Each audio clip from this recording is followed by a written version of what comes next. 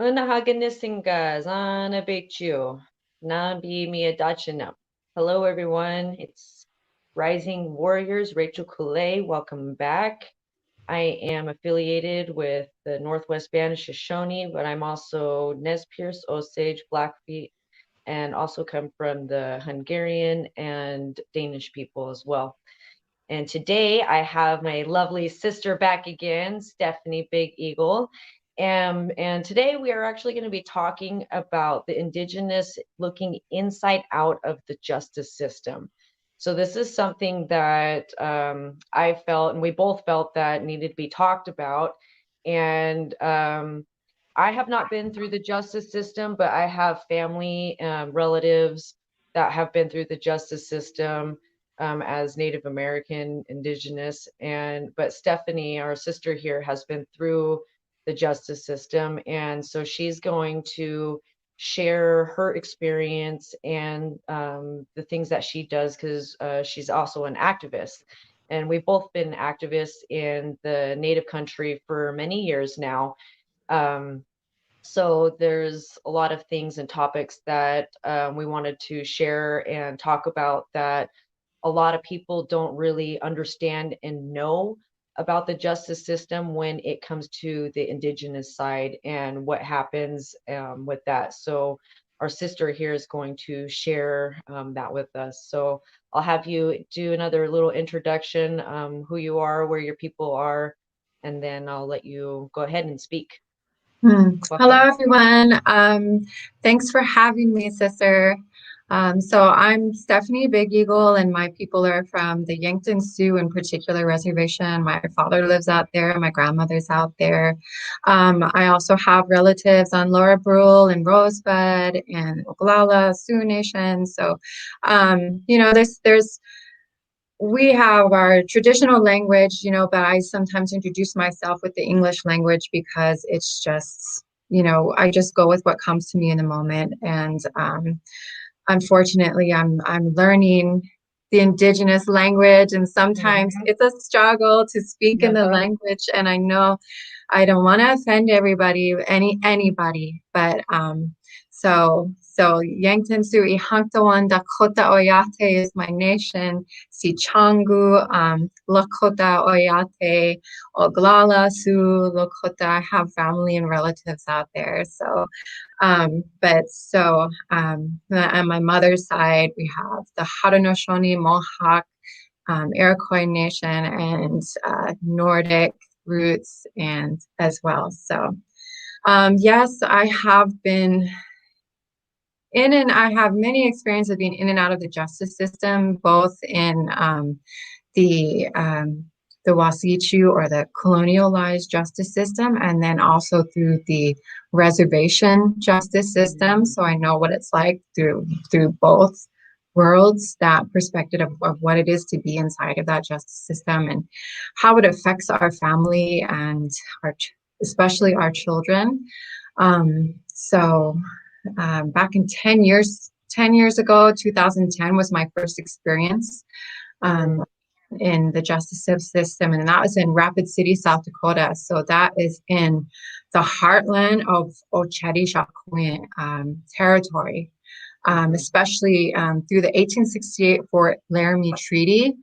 That area of the Black Hills was reserved through an agreement or a treaty made with our people and the United States government that promised to reserve the portions of North Dakota, South Dakota, Montana, Wyoming, Nebraska for the sole use of our people, especially the sacred Black Hills area. So we fast forward through time, and the discovery of gold in the Black Hills, encouraged the American government to break that treaty and to invade our people's lands and to forcibly place our people into reservations, which is another word for prisoner of war camps, concentration. Every single reservation in the United States is a prisoner of war camp, unfortunately, and that's not common knowledge. So So that's how these reservation systems got established, was because the American government wanted to come into our homelands and mine our lands for resources. In particular, in the Black Hills, it was for gold, also uranium, other things like that. So that was how the first prison systems got established in our land, in our territories, was the reservations itself. And so 10 years ago, I was budding in my activism, learning about the truth of these things. And I was, angry. I was pretty angry. And it was my first time really being in Rapid City. And Rapid City is notorious amongst our people. There's another name for it, racist city. Yeah. So if you're a native and you're in Rapid City, you're going to experience an insane amount of racism. And so, I was coming from California and I was at DQ University, and, it's a pretty empowered environment there amongst Native and activists where we can share our voice without as much risk of prosecution or racism, although we did experience it out there, and that was in Davis, California. It wasn't anything compared to what I was thrown into in Rapid City. And so I was on a journey at the time. I was traveling with another activist brother from Ojibwe Nation, and we were on our way back to California, and I had my young son with me. He was around 18 months old at the time, and we ended up getting into Rapid City, and my friend was supposed to have money. He was in exchange for me driving us out back to California. He was going to pay for all of our travel. And so we got to Rapid City, and that ended up falling through. His money, wasn't as plentiful as he proclaimed it to be. And, so all of a sudden we're just stuck in Rapid City with no connections to friends or family or resources available to us. So I ended up, he went into a shop there and shoplifted something. I wasn't aware of that. I found out when he came out, and he was getting placed in handcuffs and being locked up in Pennington County Jail. So it's a pretty temporary stint, but I was pretty, in a tough position, no money, not having a traveling partner, alone, single mother with my young child at the time, and not having any idea what to do and not knowing anybody there. And then just for the first time seeing, my people on the streets, homeless, seeing the Black Hills for the first time, and having to pay to have access to our natural ceremonial sacred sites and things. It's just like all of these things hitting me in the face at once, and being treated in a way because I was Native that I had never really experienced so outwardly before. It was a shock to me. And so it's a really long story, and I wrote about it in my memoir. But basically, we get to this point where I start asking for help from the community. I start trying to find access to money somehow. Can I get hired on temporarily somewhere? Can I do labor ready? And nothing was working out. And so I met an elder there, and he's Lakota, actually he's Cheyenne from the Cheyenne Nation, Cheyenne River is it Cheyenne? Oh, my memory. Eagle Butte, I think. Yeah, Eagle Butte. And so he's from reservation. Oh my God, I'm just all over the place right now. But when I go back into these stories, sometimes I get a little bit like that. But because there's so much emotion stored there, and so when I revisit it, I get a little bit spacey. But yeah, so this elder, I was sitting in a parking lot, just not knowing what to do with myself, but praying, and that was always with me on all of these journeys, just praying, always asking Creator for guidance and help. And he sent that elder to me. And I saw him because he was wearing the shirt that had DQ University on it and the longest walk.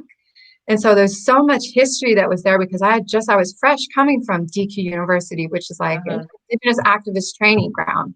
And here's this elder, passing me by wearing one of those shirts. So I said, hey, I know where that shirt's from. And here's some gifts for you. I have this pillow that's really beautifully decorated that I love to get to you, and this blanket. Would you accept these? And so he took them, and then he asked me, what are you doing out here? And where are you from? I noticed that you've got all this stuff in your car and you've got this little baby with you. Do you have anywhere to stay? And so I told him that I didn't. I told him what I was going through and that my friend was locked up and I didn't know what to do. And so he gave us shelter and taught us, through that was this relationship developed that I had with this elder where he taught us a lot about our ceremonial ways. And so I had a lot of respect for him. And he knew that we were in a financial bind and we were reaching out to family and things, and nobody could seem to help us at the time. And so in the meanwhile, he said, well, maybe you should check out the churches because they helped me. Maybe you should check them out and go in there and ask them for help. And I was kind of turned off to it because the way I was raised was by a Roman Catholic family that it was an adopted family, a white family, and they didn't treat me very well, and they used their religion to kind of excuse their behavior and the things that they did. It was a cover, so I was turned off. I didn't want to. But he said, I really think you should. You're running out of all other options and just try it. So I did. I started going to churches in the area, and I just went to church after church after church asking for help, financial assistance. I was honest. It's like, I'm trying to get back to California. And so I have a place to stay out there. I have family, I have friends. I have nothing out here, and I really need some help. Please, can you help me? My little boy on my hip and things. And over and over and over, we got turned away. And, we can't help you. We only help people who live here, or, maybe you should go and ask the native church for help, and just over and over and over, turning me away. And in the meantime, I'm just like, you know what? This is our actual homelands right here. This is land that was reserved for us by treaty, but it's not. I'm getting treated like I'm just dirt here, and it's really affecting me negatively. And so I've been diagnosed with chronic PTSD. I have trauma. I have, these issues that I have to deal with, and anger is a part of it. Anger that we all carry in our genetic memory as Native people because of the injustice that we face and the unacknowledged mass genocide, and it's in our DNA. Sometimes we can't help but react, especially when we're younger, more inexperienced. And so my friend ends up getting out of jail. And the elder says, yes, you can stay with us. And so I go and I pick him up, and we're still trying to find help from these churches. Nothing. And so I just finally get to this point where, I never had it really in me before to steal. It just wasn't a part of my character, but my friend had it in him, and he suggested, he's like, well, why don't we just break in to one of these places and what's the wording? Reclaim or something like that, reclaim some electronic items and pawn them and get some money and get out of here. So I said no, the first couple times. And then finally I got mad enough where I said, you know what, let's do it. And so one night we went, and he broke a window, and we went in and we entered a church, and we took some DVD players, a television, a couple things like that. Not maybe worth $1,000 worth of, and we started going around and he'd go in and sell it at the pawn shops, and we started making money finally to get home and get out of there. But we went to one place and a report had been filed, and so he tried to sell it and it alerted the police because, you know, that's just what happened. And so we got pulled over, and he got arrested, and I got brought in for questioning, and they asked if I was involved. Did I steal things? And I said, you know, I didn't admit to anything. I know that we have rights. You know, I know that there's something called due process of law, and I know that the legal system is designed so that we have to go through this process before we're charged with a crime or before we are prosecuted for illegal activity. And so I never admitted to anything, you know, but still, the car was entered into without a search warrant by the police. And they placed me under arrest and removed my child from me and placed him into the foster care system. I had never been in legal trouble before, so it wasn't like a recurring thing in my legal record. You know, it's just that I spoke in a way where when the detective was questioning me, I kept saying, you know, do you realize that you're on Native land? Do you realize that the biggest theft that has happened in the history of American soil was committed by the American government? Do you realize that you don't even have jurisdiction over me as a member of the Sioux Nation because of the treaty? And it's written in the Constitution that the treaty is the supreme law of the land. So what are we even talking about? You know, what are we really focusing on? And they kept trying to get me to admit that I had done, you know, some of the things that I did do, but I wouldn't admit. And so my point in saying that is that there is something called due process of law, and normal American citizens are given those rights. I was not given those rights. My son was not given those rights. And it's because we were in a territory where there is an extreme amount of racism and injustice going on. And there is a legal defense for my actions, which was called, I'm trying to think of the exact word for it, but basically the description of it is where you do something that you normally wouldn't do because you're placed in a situation of extreme dire stress and extreme dysfunction that causes you to react in a way that isn't in your normal behavior. And so I can't recall at the exact moment what that legal defense is, but I actually have a legal defense for what happened in my situation, which is that I had absolutely no resources. We were running out of money. I couldn't feed my son. And so what did I do is that I tried in whatever way I could available to me first to meet that need by going and asking for help, by honestly sharing my story. And because I was Native, I was turned away over and over and over and over by people who were committed within their own religious belief to help me, but they wouldn't because of what I look like on the outside and who I represent. And so I got so angry that I did something that I wouldn't normally do in order to provide for my son, whom I couldn't feed normally. It wasn't in my normal behavior or something that I would just sit there and plan to do. If I could feed my son, I would never have done it, but I did it because I needed to feed him. So that's part of the situation that I was so angry, is because on our own homeland, why are we being treated this way? You know, why do we have to be starving and be homeless on our own streets and be treated like we're just the scum of the earth when we have every right to have a a beautiful access to life and to food and to sustenance, and to just be left alone and be ourselves, right? But we don't have it.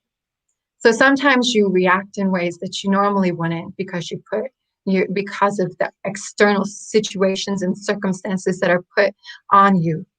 So when the detective was questioning me, that's how I spoke. And they didn't like it. So they illegally went into the car and, broke in and then placed me under arrest, took my son from me, placed him in foster care, put an extremely high bond on me the next day that could only be paid 100% cash, $10,000. And they knew I didn't have any money. They knew I didn't have any resources. Nobody was helping me, that they knew what they were doing, so that's how my first experience with going into the justice system and going into jail was through Pennington County Jail. And the judge was Judge Jeff Davis. And he is actually notorious he's actually been brought under fire recently for doing this to Native people, and specifically removing Native children from Native parents and placing them within the foster care system, and holding secret trial or secret court proceedings. So it's where the child is removed and placed permanently into the foster care system. And so the way that happened with me was that this super high bond was placed on me, with it could only be paid in cash, $10,000 cash, and I could have gotten out and got my son. But nobody could pay that. I couldn't pay it. It was just, obviously, they knew that nobody would be able to pay that. And and let's not forget, this was all done without due process of law. So they didn't get a warrant to search my car. They didn't get a warrant for my arrest. They just said, we're just going to arrest you, just because. And we're going to take your child just because. So I was placed into jail, and my child was also placed into jail, to be held as ransom against me. And so I sit in jail for 28 days without having a court hearing. Those 28 days, I was never brought back into court except to appear in a video hearing before a judge to hear my charges. I was never given a chance to speak for myself or to speak for my son that whole time.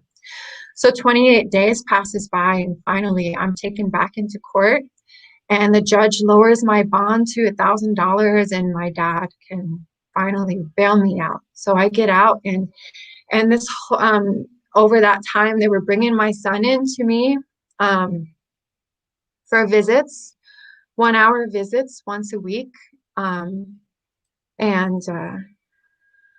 So they were bringing him in, and my poor little baby just had, every time he came in, he was beat up. He's so sorry.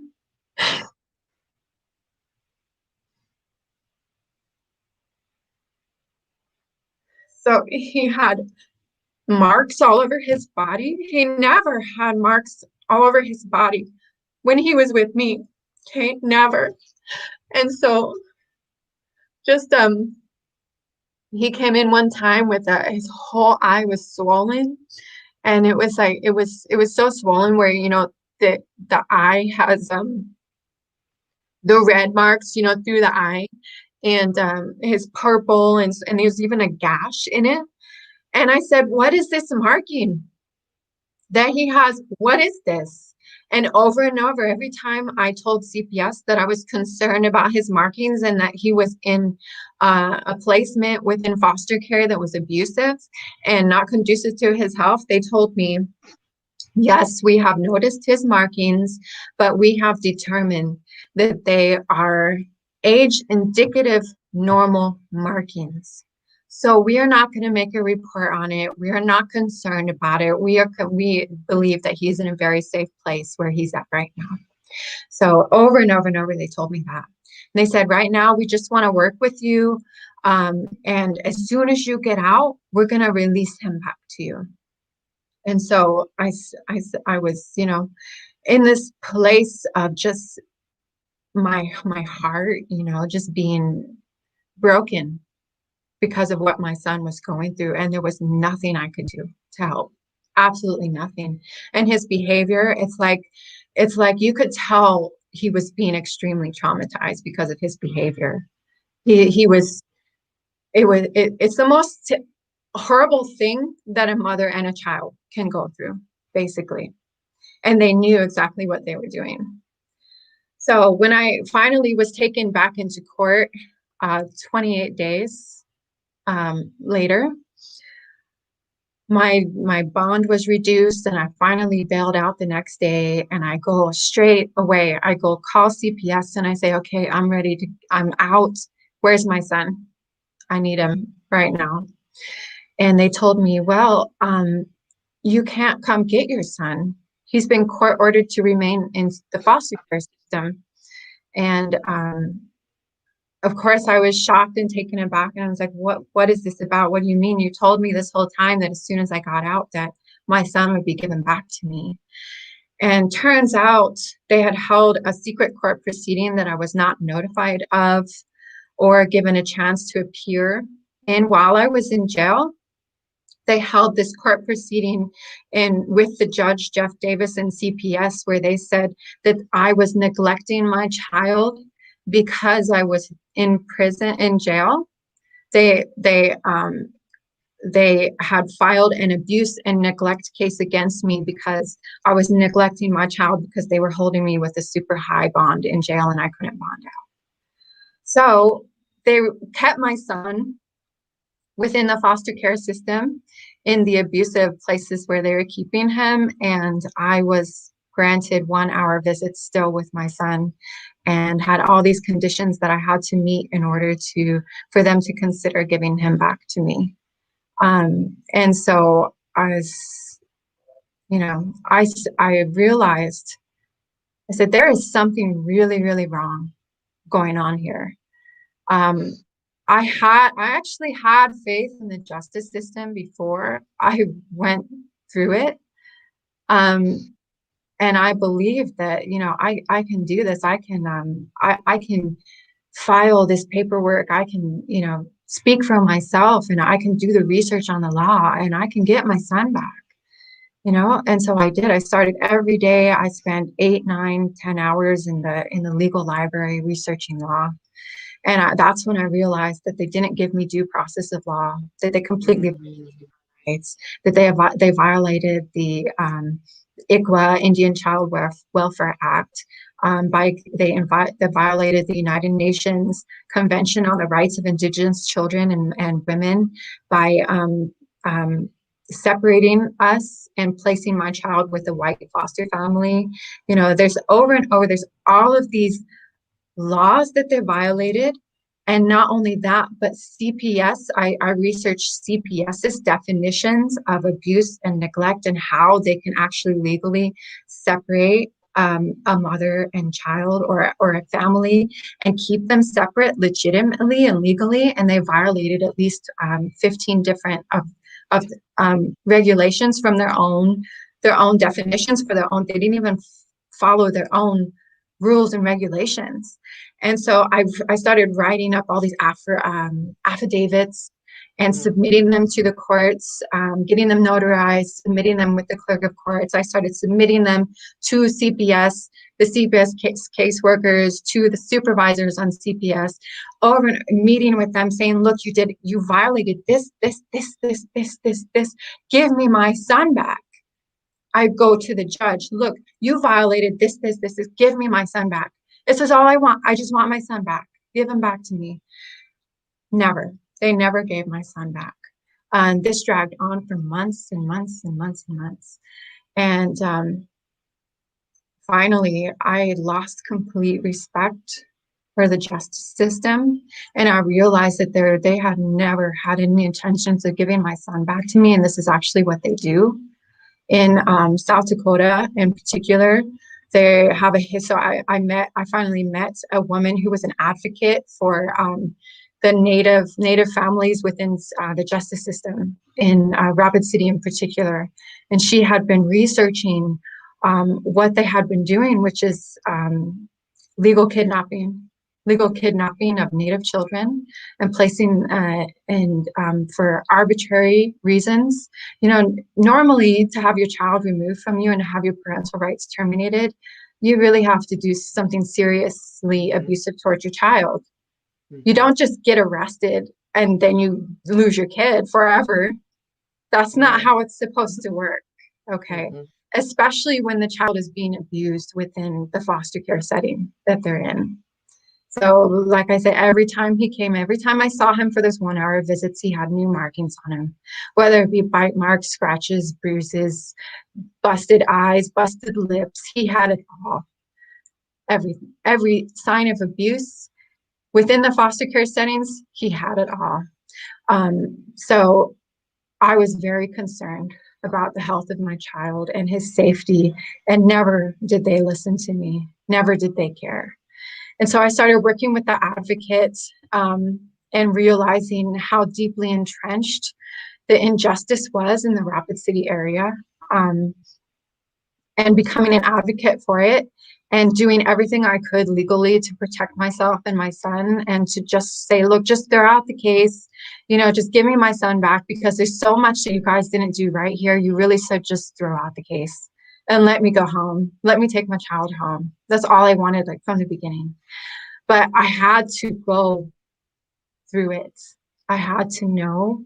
I had to find out the truth. And when I was inside Pennington County Jail,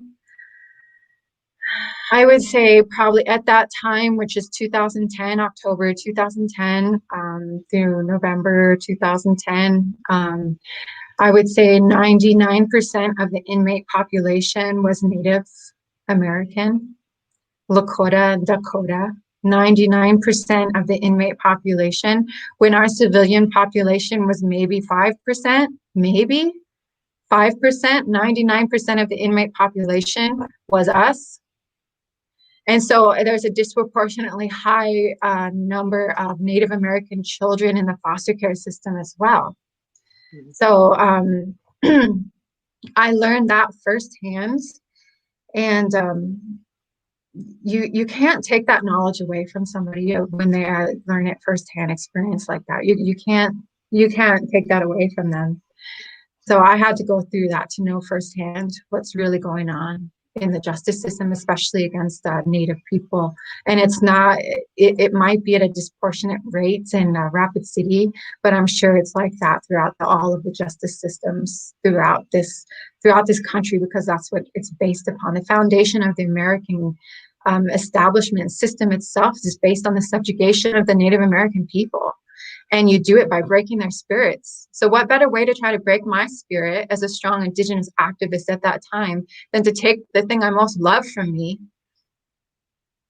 and make me powerless to do anything about it while I have to watch him being abused? Like, how absolutely, utterly evil and wicked is that? Okay. Now, I did react in anger.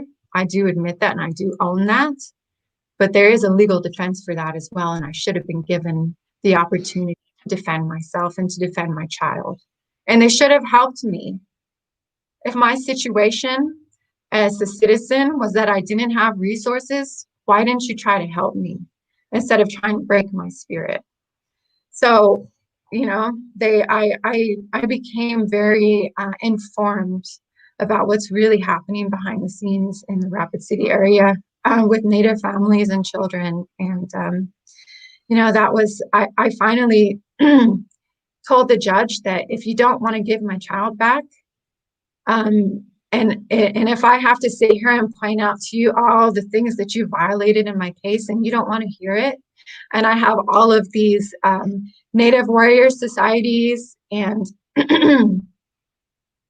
treaty defenders working with me on my case, and you don't want to listen to any of us, I am refusing to come back to court. I'm not going to participate in your system. And I even found out where they were holding my son. And I went up to their door and banged on the door and said, I am Cuauhtemoc's mother. I want my son back. He is not in a safe environment. You don't know our ways. I'm trying to raise my son traditionally. Like, just give me my son back and let us go on our way. And lightning struck behind me. When I said that, when I showed up, lightning struck behind me. And long story short, they wouldn't give him back. And I had to leave because they called the police, and I didn't want to further, getting myself in an even deeper hole in the courts. So I left. But that action, when I finally showed up to my trial, I think it was 8 months later, I was finally given a trial. So in the legal system, we're also supposed to be giving something called a fair and speedy trial. Mm-hmm. So 8 months later, is that a fair and speedy trial? I don't think so. With our peers as well. But when I showed up, with the jury being our peers as well. But when I showed up to court for my trial that day, it was just the judge there. And I said, what is going on? So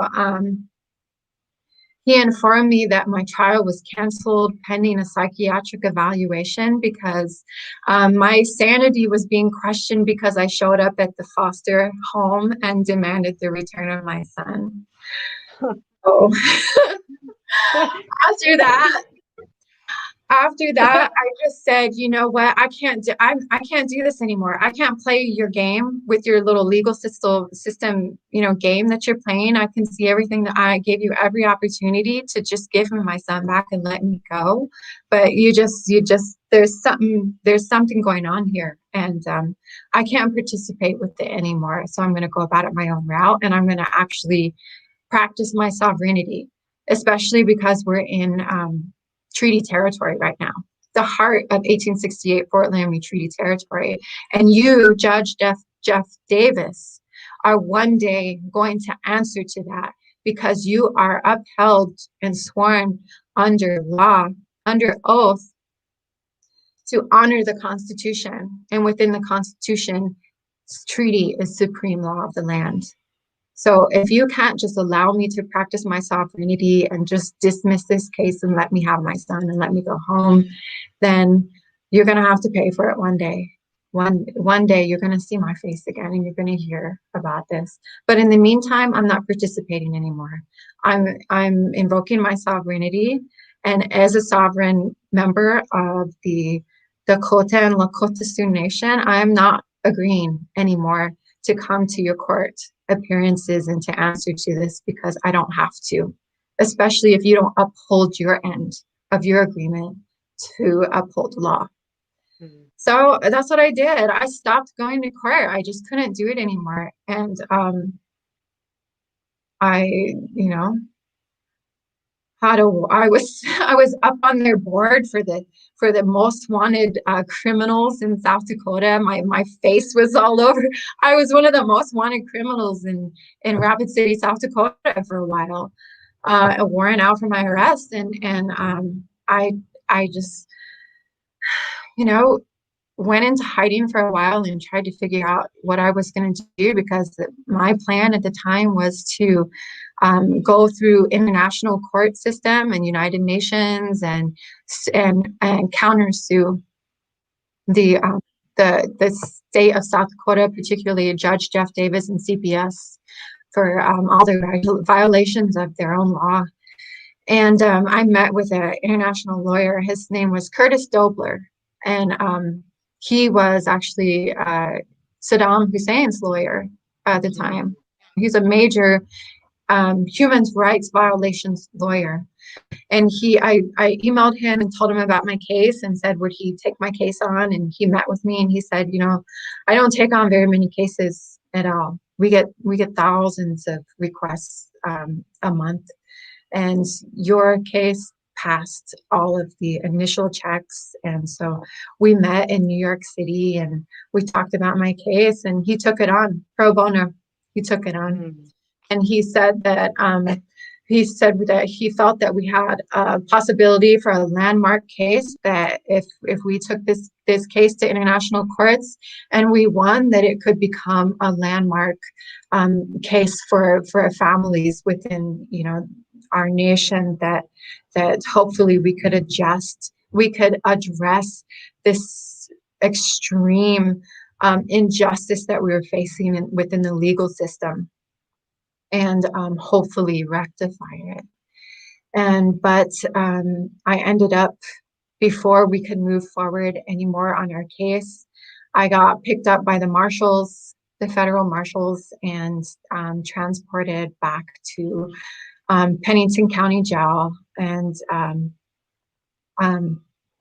I was pregnant and I didn't know it. And I found out, and they held me for 8 months of my pregnancy. They held me, no trial, no nothing. They held me. And so they kept trying to give me plea deals, and I kept turning them down. I said, I want a trial. I want a trial. I want a trial. And it never came. And meanwhile, I'm, 8 months pregnant, new baby on the way. And I said, I can't allow this baby to get turned into the foster care system too. I have to face it. I have to do what I can for this baby who's with me right now. And so I knew that if I had that baby while I was in jail, that it immediately, that's the way it works in South Dakota, that he would go into the foster care system. My parental rights would be terminated. And so I made the decision to accept one of their plea deals. And I immediately got taken into court and was sentenced. And the judge said, well, you're so smart, this condescending red-faced judge, you are so smart. I hope that you choose to be a good mother to this baby, and after all of that, that's what he had to say. And so I got sentenced with a felony charge, grand theft by receiving stolen property. And I was placed on 4 years probation in Florida. So he didn't even want me in South Dakota anymore. And so I got sentenced that day, and I was supposed to be released. But he decided to hold me in jail until I had a flight arranged to immediately depart South Dakota. And because he didn't want me on the streets of South Dakota one more day. And so apparently I was that much of a threat to South Dakota society, So, so he held me for another 2 weeks after he'd already held me for 8 months. And before that, 28 days, for items that were not even worth $1,000, but I got a grand theft charge, so I got a felony on me. So I had to live with that for many years, having a felony, trying to, I did, that affected me so profoundly, that trauma of, being in mourning for my son who was still alive, not being able to talk to him, having my parental rights terminated, no contact, no nothing. And all of the trauma that brought of, being powerless and in that situation, yes, it broke my spirit. And so I gave the new life that was in my belly another chance. And it did encourage me to turn my life around. I just started excelling at life after that. In terms of like going into the system and getting a 4.0 GPA and earning a science degree in college and doing all this as a single mother with a young baby. And I said, I am going to do whatever I can to put myself in a position where I have a fighting chance against this justice system, where I have all these little things that they view as important, such as a degree, a college degree, or, a job or a profession, all the things that they want me to have so that I can have a voice for my children, so that I can have a voice for the people that I come from, because there is something really, really, really wrong going on within this justice system, and it's targeting our people. And it's like, we have no chance. First of all, we're placed in the system of poverty and we can't get out of it. So your choice is to either be, homeless on the streets. And if you try to get a job, you're not going to get hired because you're Native. Okay. If you go in and you try to ask for help, you're not going to get assistance because you're Native. It's like this whole system is designed to keep you down. And when you try to rise up above it, then they're going to try to break your spirit. And how do you do that with a mother and a child? Is what they did to me. And so I spent many, many years recovering from that, and trying to do my best to give my son and my older children, trying to get back, because I had older children that I lost through that too. That whole situation, I lost custody of my older children. And so it was this whole ripple effect that it had of just destroying my life as a mother and my connection to my children. And so I poured everything into this new baby, and just flew with him against all those odds. And so fast forward 10 years later, here I am, and I have my older children back finally. I still don't have my son that was originally taken. I don't have him back, but I'm working on it. And I wrote that book to help people understand from an inside perspective what's happening within our community and what we have to go through as Native people. And so now I'm starting a new project where I work with Native prisoners who are in the justice system and who want to help their families and who want to use their time productively. Because another thing within the justice system is I noticed there was almost no access that we had to our culture or our ceremonies.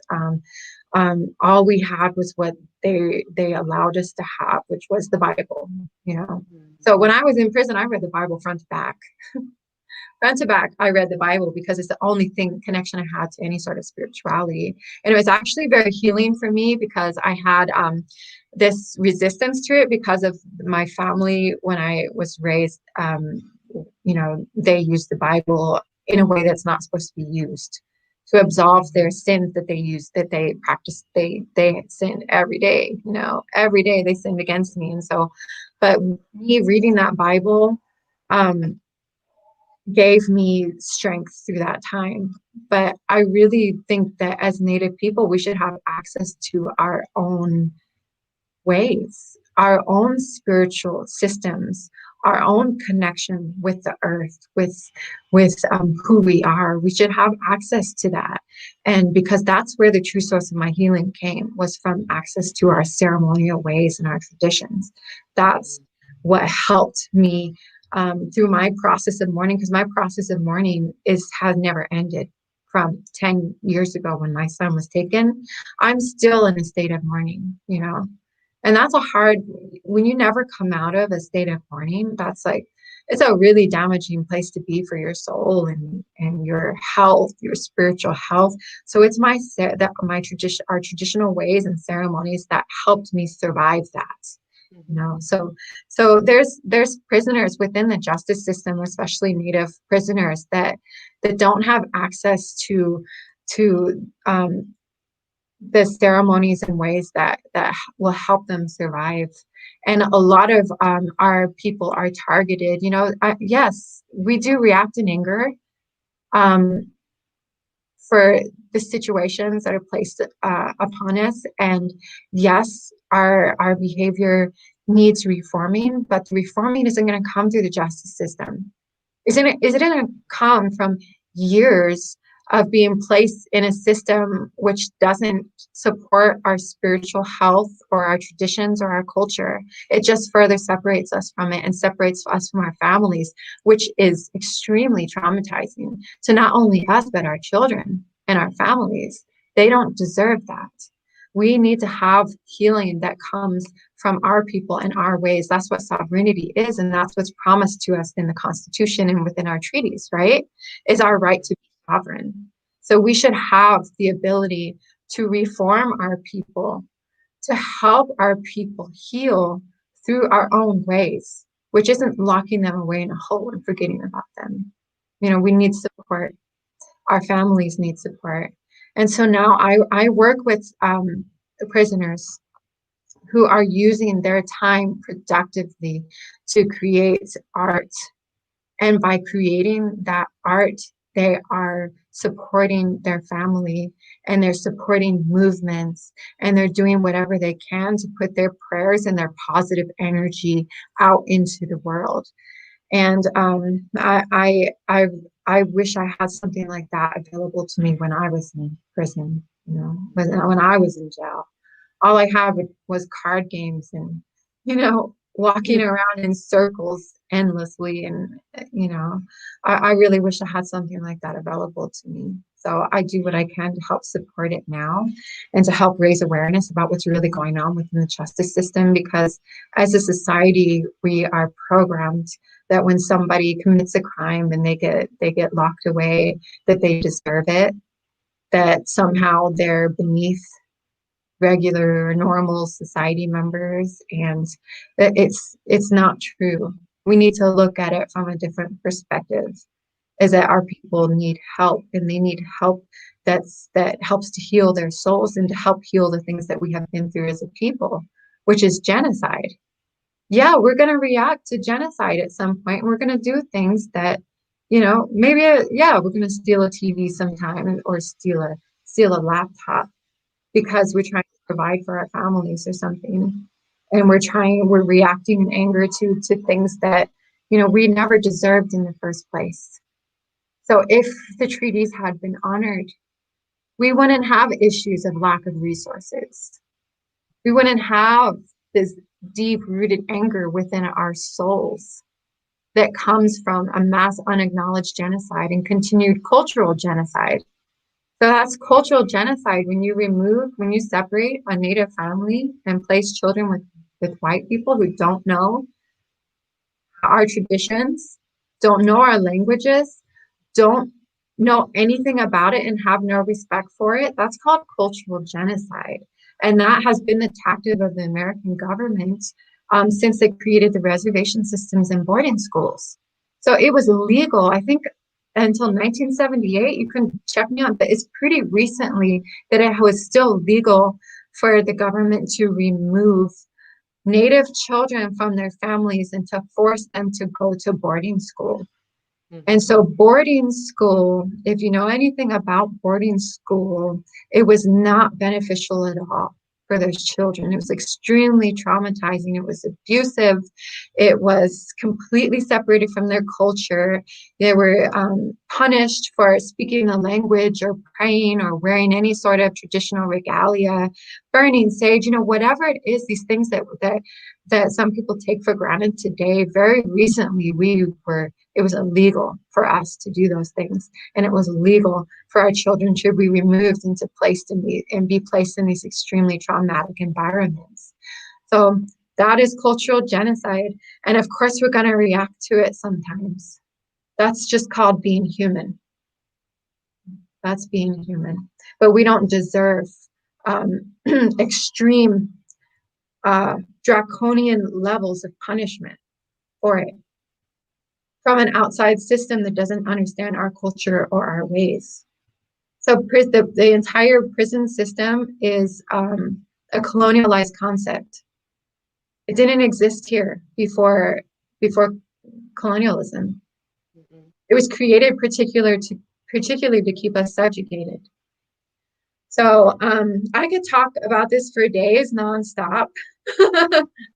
Well, we should do another one, because I want to bring in Grandma Agnes over here, one of my mentors, because she talks a lot about the work that she did in the justice system and things, and it kind of goes along with the work that you're wanting to do.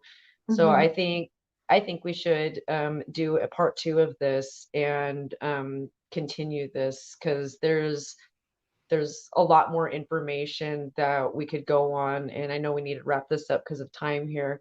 But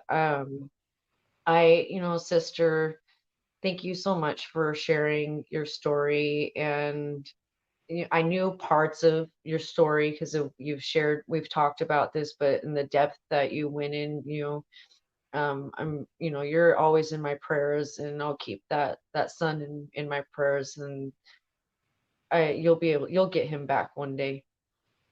You'll get him, and I pray for that. I really do. And the thing that I pray for him most is that he finds out who he is, because that's what cultural genocide does, is that it separates us from our identity. Mhm. And the more time that he spends away from me, the more, and his people, the more he's disconnected from himself. And so for us to have healing as a people and to stay out of the justice system and things like that, we need to know who we are. We need to be connected with our traditions and our ceremonies and our way of life, which is a beautiful way of life. Mhm. So beautiful. But I do want to share really quick. I want to show some of this beadwork and show like Yeah, these people who are in these with very limited that was resources, beautiful. things are making, incredibly Wow, that is expert level gorgeous. beadwork. You know what I mean? Expert level beadwork, and they're Wow. doing this to put so in our ways, when we bead, we do it with the best energy possible and putting our prayers and our good intentions into our beadwork. And so their mission with this beadwork is to be a positive influence on the outside Wow, world, and that is to get their gorgeous. prayers out there, and to do their best that they can to change the system from the inside out through their creativity, which is the best way that we can make a change in this world, through our positive. Oh, wow. I just love these little ones here. Little earrings. Oh, Oh, I love it. Those are, but wow, they are talented. they really are. And so what they do also within the with is that they take um prisoners who are struggling, with their anger, struggling with finding their place, and they'll teach them, they'll give them this. They'll teach them how to be, they'll encourage their art, they'll encourage their creativity, so that even though they're locked up within this justice system, sometimes for decades, they have a positive healing outlet for their energy. And so I support this 100%. And I'm here to change the system from the inside out, because I know what it's like to be in there. I know what it's like to be marginalized and separated from your family, and to feel powerless and to have no voice, and to feel like there's absolutely nothing you could do about it. So, but I think we can change this, and it's just about raising awareness and and putting ourselves in the shoes of people who are marginalized by the justice system. Is that there is something fundamentally wrong with the way this justice system was established, and we have to go back to the roots. Why were the prisons created in the first place? Right. Reservations Yeah. reservations so that they could take from us without us interfering, right? And Yeah. so fast forward many years, here we are again, like mass prisons and mass incarceration. And let's really have a look at what's really going on. Let's get to the truth of the issue. I love it. Well, that leaves us for our part two that we will take on. So stay tuned, you guys, for our next segment that we're going to do on this and talking. And if you want, I see some people, you're wanting the replays. If you go on to YouTube, Rising Warriors, Rachael Kulei, all of these videos of the interviews are all on YouTube. So you can go there and access them there. And thank you again, sister, for being on, and everyone that tuned in and listened. And we will be back, and stay tuned for part two of this segment.